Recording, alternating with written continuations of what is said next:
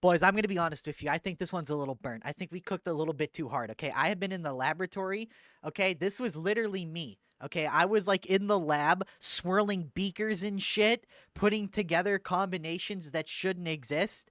And you guys talk about Mr. E. Well, tell Mr. E that I'm coming for his fucking throne of SLOPTIDE, because this is a 100% certified trow filling hog chow build. This is a build for hogs only. All right, so basically, bang, bop, boop, bip, bam. Okay, that's not the interesting part. The interesting part is once you're like, okay, what's wrong here? When I scroll down, you are gonna be like, what the fuck? Just trust me. Okay. Metal, we need toughness. We need movement speed. We need a lot of movement speed for this. Warp expenditure, we need a lot of toughness for this. Like a lot of toughness. Soul Stealer, because we need a lot of toughness. And perfect timing, damage is damage. Assail is good. We want a sale for what we're gonna do. We need a sales bonuses because extra pierce means extra target. Extra target means like it's just easier to get more value. Fast recharge, again, more value. These make each other more better. Lightning speed, I'm not scrolling down for a reason. Lightning speed, because attack speed is like the best stat in the game. Malefic momentum, because damage is damage. And warp splitting for cleave. Okay, listen. Hear me out. Hold up. Let him cook, okay? All right. Okay. So, Seer's Presence is objectively better than the crit chance aura. But, hold on. Live meme search. Hold on. We don't actually care. We don't actually care about our alt too much. So, our teammates, fuck them kids, okay? Fuck them kids. We don't care about our teammates with this build. So they can just live without the cooldown reduction. We want crit chance. And we want crit chance because emphatic invasion is really strong and will sometimes be the only way you stay alive. Psychonetics aura because it's just too good not to use. Just a Dream has anti-synergy with what this build is about, but this node's also really good. I told you this one's burnt. Don't criticize me for this one. One with the warp. Okay, so Bubble. What if we lived in a world where we played Bubble and empowered psionics with a sail, but we just didn't use it? Okay, all right, okay, listen. So the idea here, right? The idea, I'm not joking. This is a serious proposition of mine.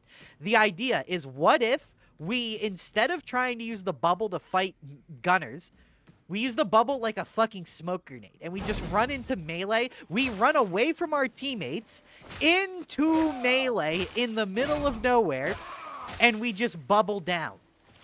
But wait, you might say, Tanner, that sounds like a horrible fucking idea. And you'd be right.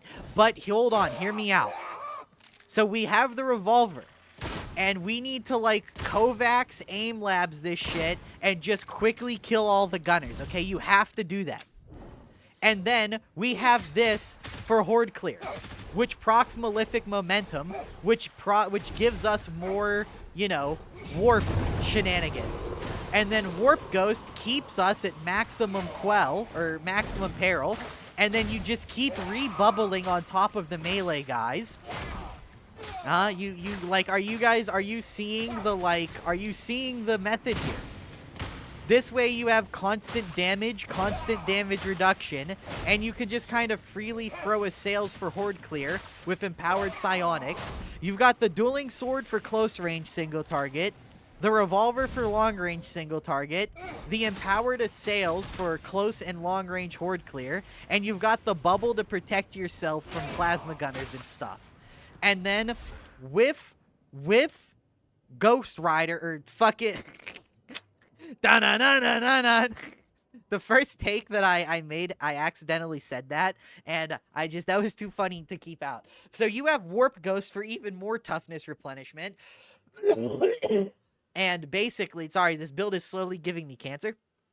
And you have no passive quelling, and we deliberately didn't take any quelling nodes. So you use this to clear out the bitch-ass members of the Horde, and then you keep this peril for high peril gameplay of extra damage. And then you use the revolver and dueling sword to just kind of outstats everything. And you use this on top of the melee guys. And if you're doing it right, you have like a million different options to bounce between. And you have like a really top tier option for every situation. And you generate a shit ton of toughness. Okay. This build it gets a badass seal of approval.